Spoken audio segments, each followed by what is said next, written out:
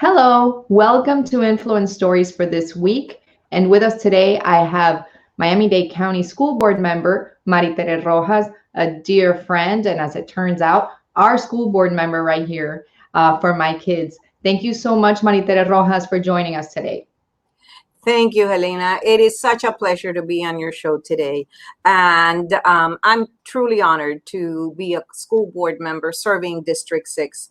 I don't know if you're aware, but I've spent 45 years of my life in education. Started as a teacher and then became an assistant principal, region director, assistant superintendent, and now school board member. It's been my passion and my love throughout my entire adult life. And so it's absolutely an honor to serve. It's always wonderful when people that have made their lives and their career in schools and teaching end up in elected positions that actually have, a lot of power over what we do in our schools with our kids, as is your case. And I wanted to also ask you, for those of us that don't know the districts very well, District 6 is what areas of Miami-Dade County does it cover? Okay. Well, District 6 is a very large area. I cover Key Biscayne, I cover Coral Gables, South Miami, Brickell, the Roads, the Shenandoah area, Little Havana. I also have the Westchester area. And it's truly a wonderful area to cover because there's so much variety, so many wonderful schools that I represent.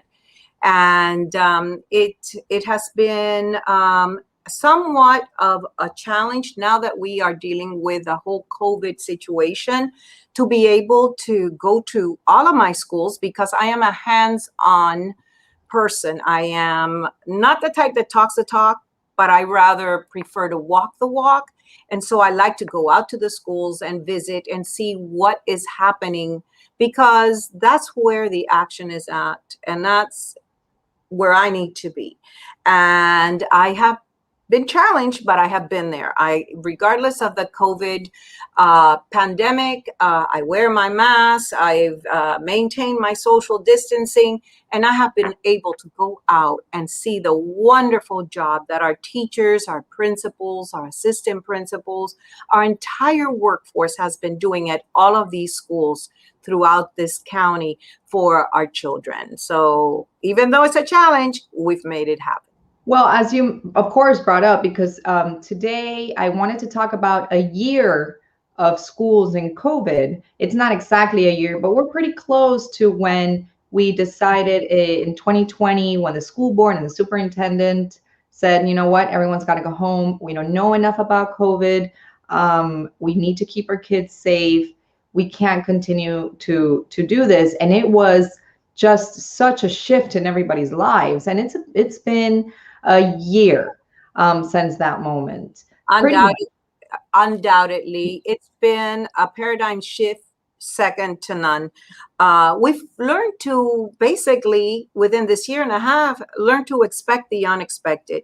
And we've had to learn how to deal with situations that you've never expected to come your way, but that curveball comes your way and you have got to be ready to address whatever issues are in front of you, because we have the most important job that anyone could have, I think, anywhere in this world. And that is that we have the future in our hands. Our children are future leaders of tomorrow.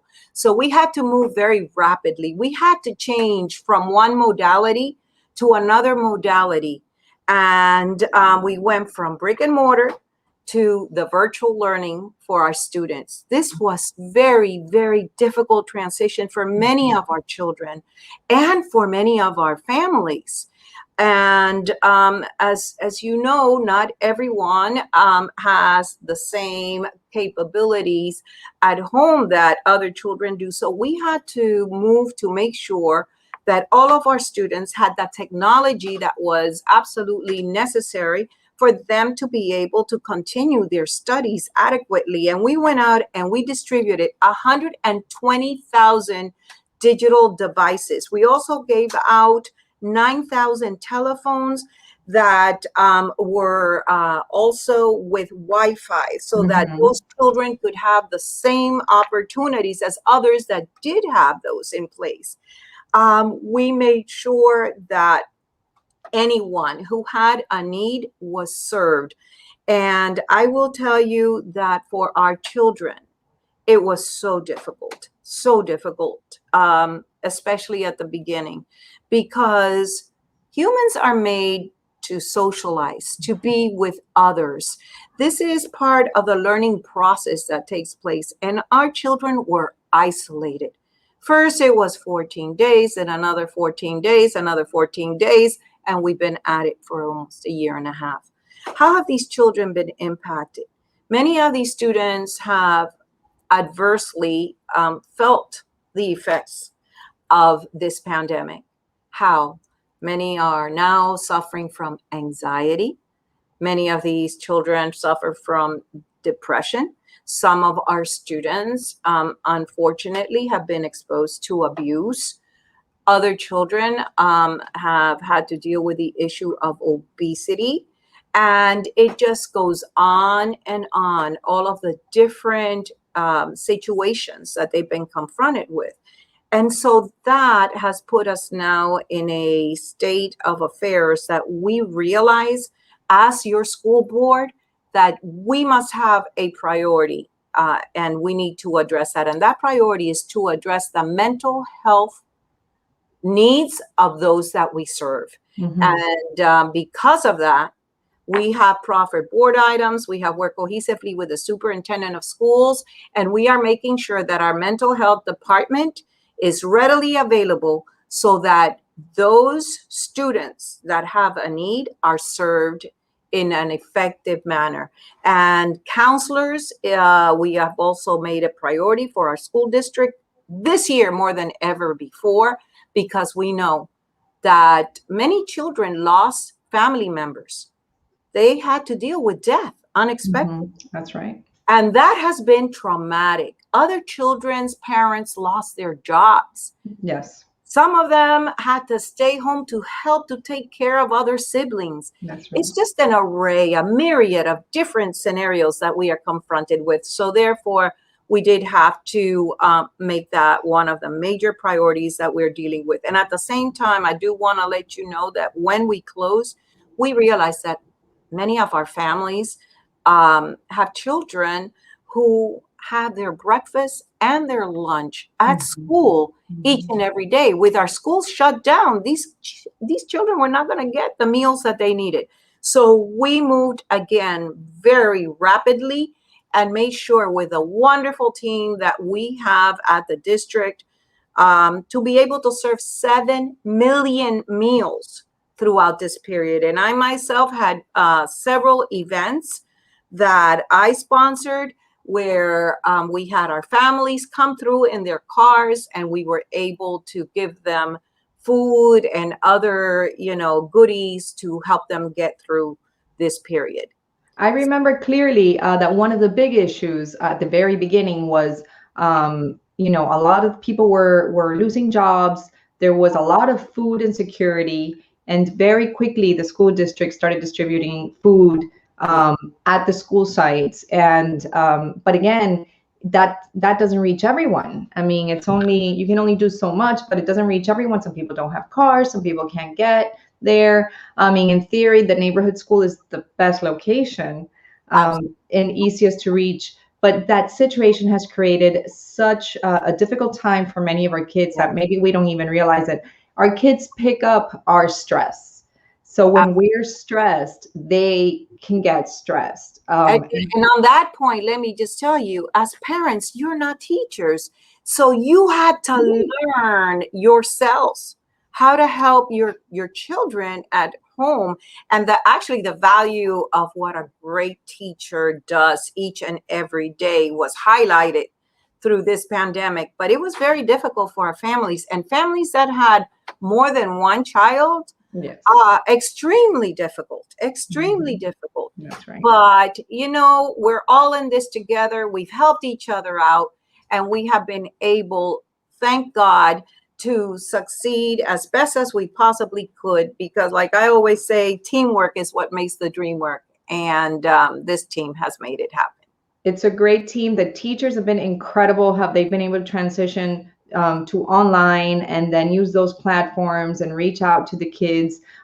Since before we talk about next year or even the summer, I wanted to talk about a little bit about some of the things that we're facing right now. This week we've had a lot of news. In the past couple of weeks, they talked about testing. That testing is not going to be this, and I'm not talking about COVID testing. I'm talking about academic testing. It's not going to be the same as other, shall we say, normal years. This would be what is the difference in testing this year as opposed to any other not pandemic year? Well, the United States Department of Education recently approved the state's request again to waive the accountability requirements that we currently have. And this has helped tremendously because they have agreed to ease this. We have, for example, testing can still continue, but it's not going to adversely affect the children the same manner that it had in the past. In the third grade and for seniors, for example, those are grades where sometimes children are not promoted due to an array of different situations.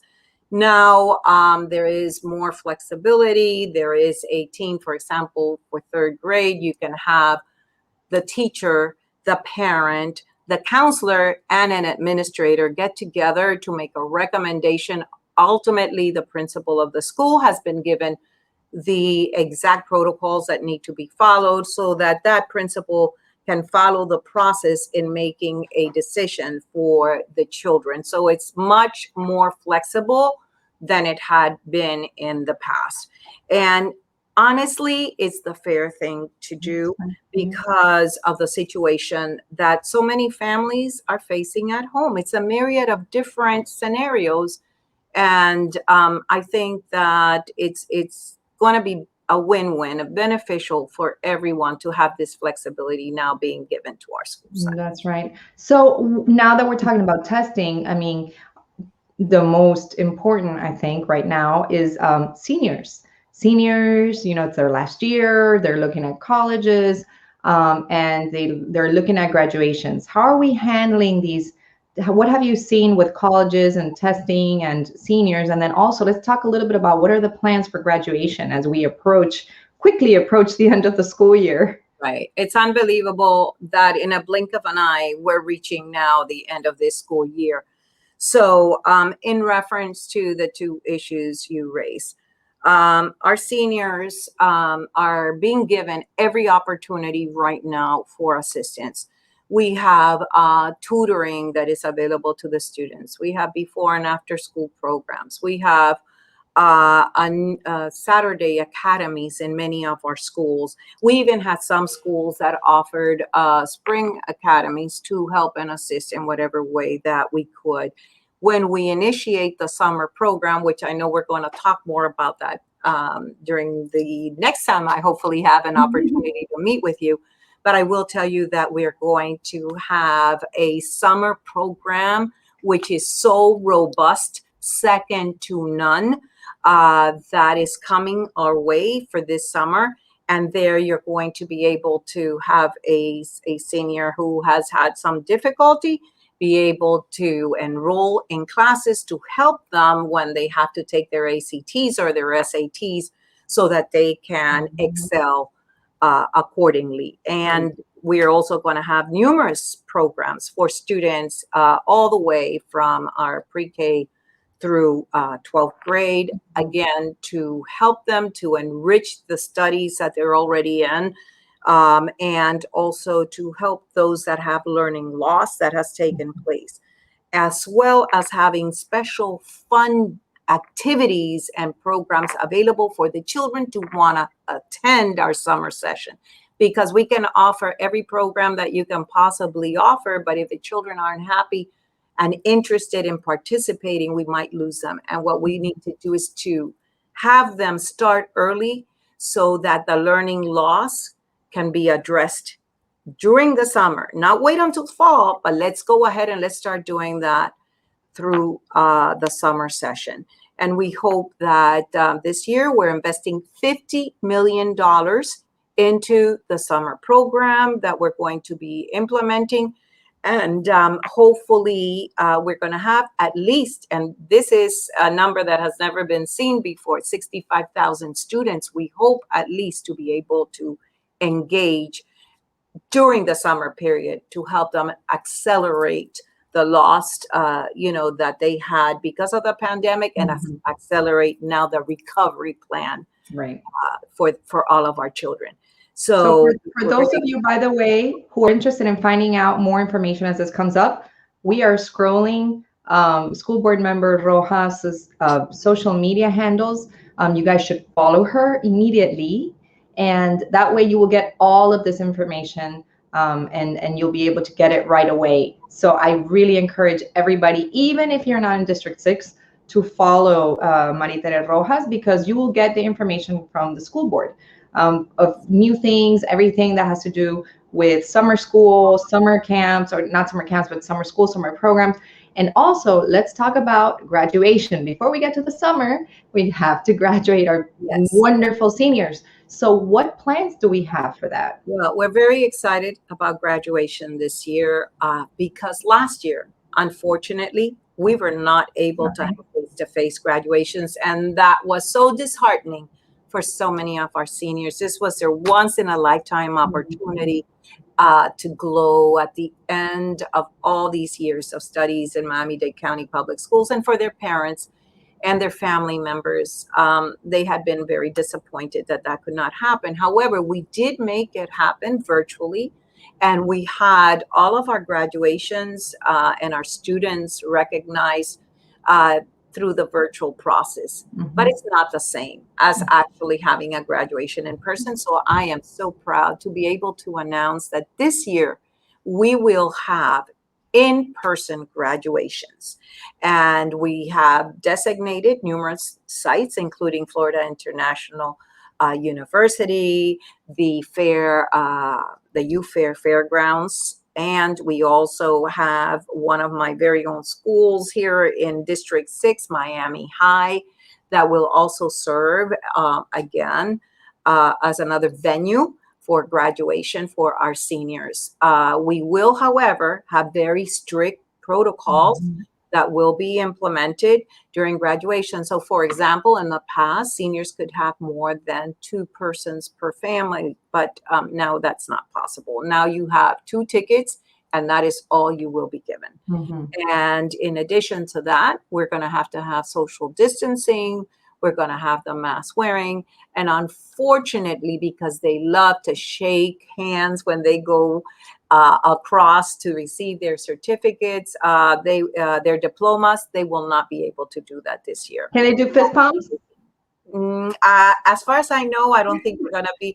I wish we could, but from what I have been told thus far, I don't think there's going to be air high fives. Air high fives.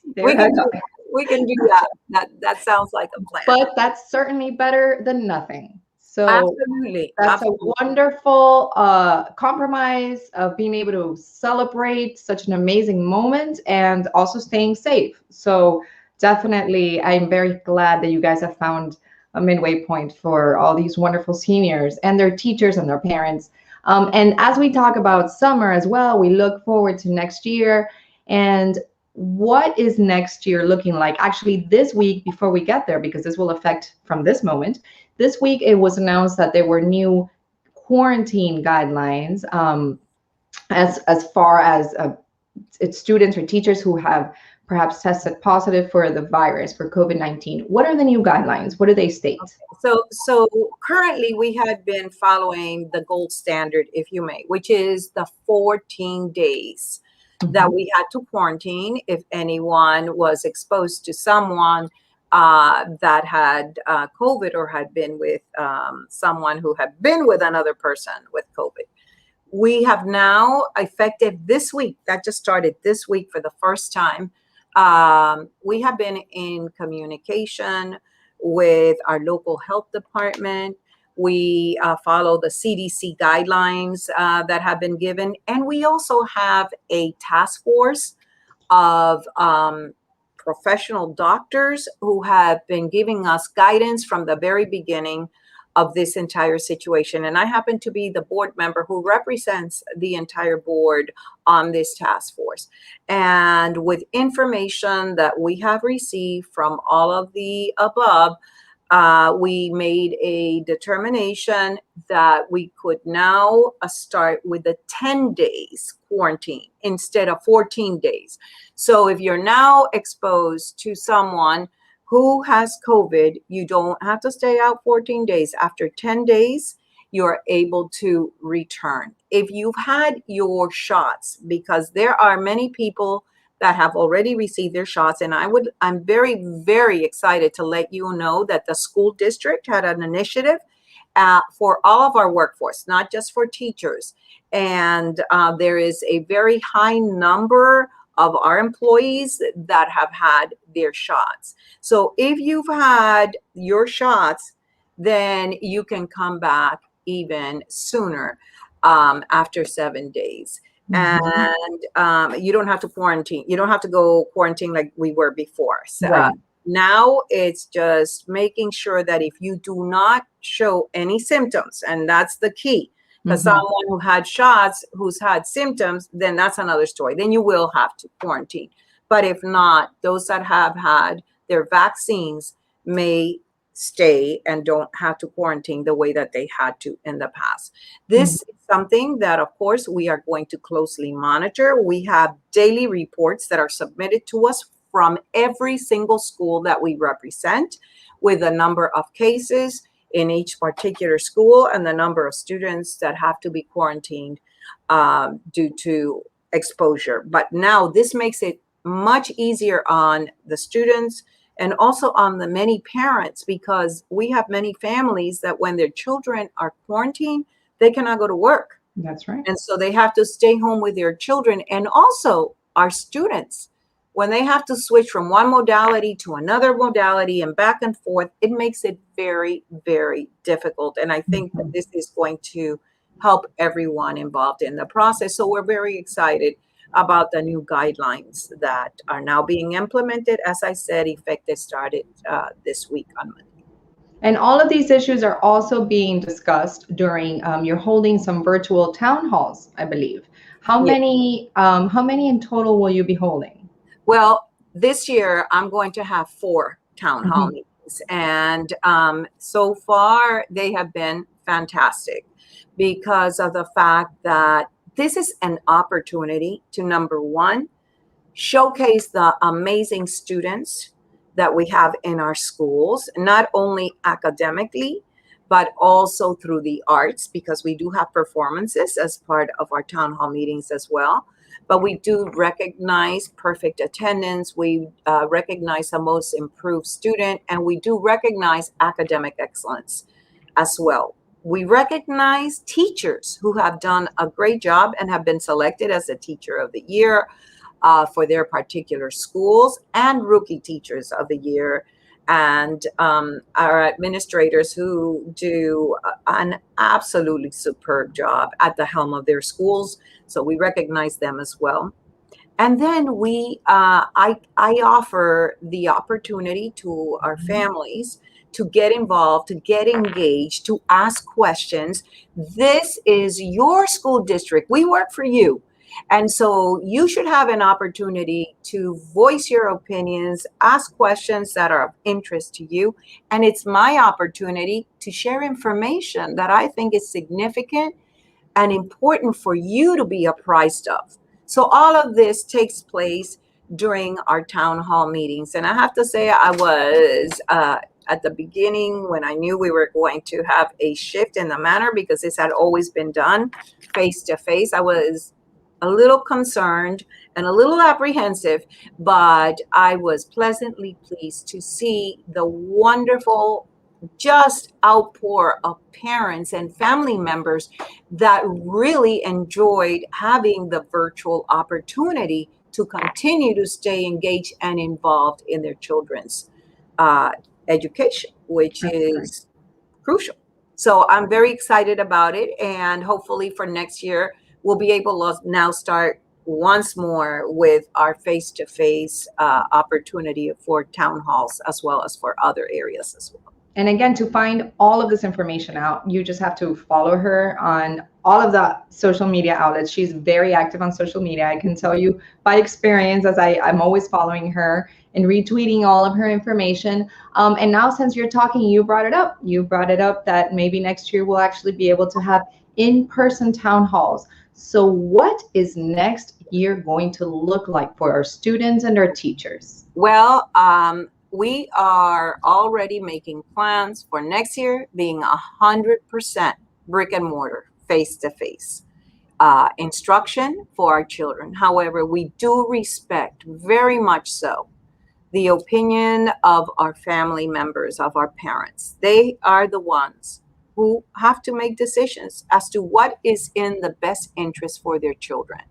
So if a parent is not comfortable with face-to-face brick and mortar, they will still have the opportunity to participate in the online academy, which we had prior to COVID. Mm-hmm. This is something that the school district has had for years, and we also have it available during COVID and after COVID. So that option will be available to those families as well. But we are next year officially starting back up 100% once more face-to-face instruction. And let's face it, in my opinion, there is no program that can ever take the place of a great teacher in front of those children. Oh, I agree. I agree. I was able to, oh, I think we may have lost her. Yes, I think unfortunately we did lose her, and that's what happens with online interviews. However, we were getting to the end of our interview today, and I thank you all for joining us. And remember, if you have any questions, you can always follow her, Mari Tere Rojas, and send her your questions directly. Thank you so much for joining us today.